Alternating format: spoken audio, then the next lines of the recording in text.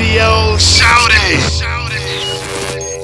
I've had a lot of rappers that I've been cool with. They've never posted me like that. Shout out to 2 Chainz, because he's one motherfucker that supported me from the jump. Shout out 2 Chainz and Meek Mill. 2 Chainz did the same thing for me. Yeah. So, I mean, I feel your pain. I mean, some of the real ones show up when you need them to show up. I need a Chainz, bro. You need them early on. My first album credit, thank you, came from 2 Chainz Boats. Wow. And when I saw that, I said, oh, I guess I'm in the music industry now. They need to thank me on the album cover. I bought that album. I still got it in the house now to this day. Yeah. And it was one of my favorite albums. So with that being said, you know, them kind of folks hold a special place in your heart. Bro, but big homie. Yeah.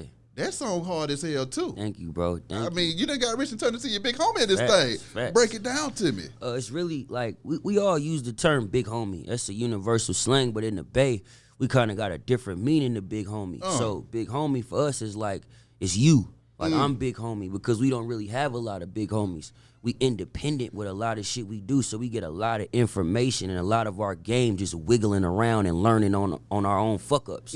So just through doing that and through taking that advice of fucking up, you start becoming your own big homie. Facts. You start taking your own advice.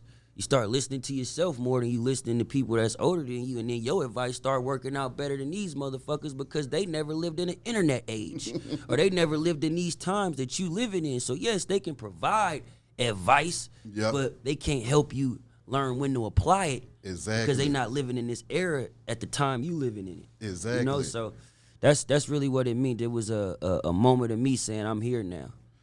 Y'all getting together and shooting that visual at the same time, though, man. I mean, what was that like? You know, Bro, you got amazing. Chainz and that thing. It was movie time. Bro, you gotta think, I went from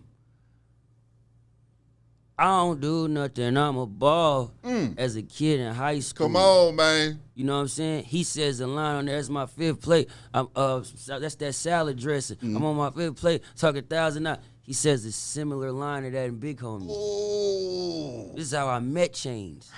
Through that line, through that Thousand Islands line. Yeah.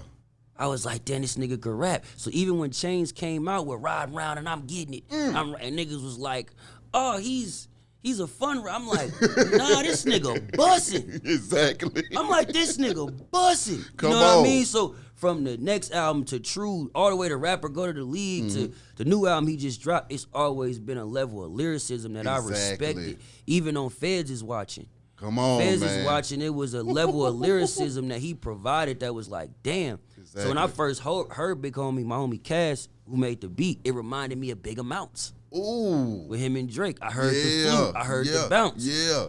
I'm like, oh shit, okay. So I just jumped in there. Ain't no comparison, not to be arrogant. I just jumped in it. Yeah. I hit Dallas. I'm like, I think we should get Chainz on this. He sent it to Chainz.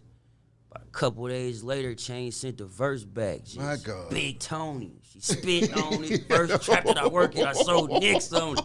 I switched on him. I was like, oh. And he blessed me. Some people give you a whatever verse. Yeah. Bless me, bro. He blessed me.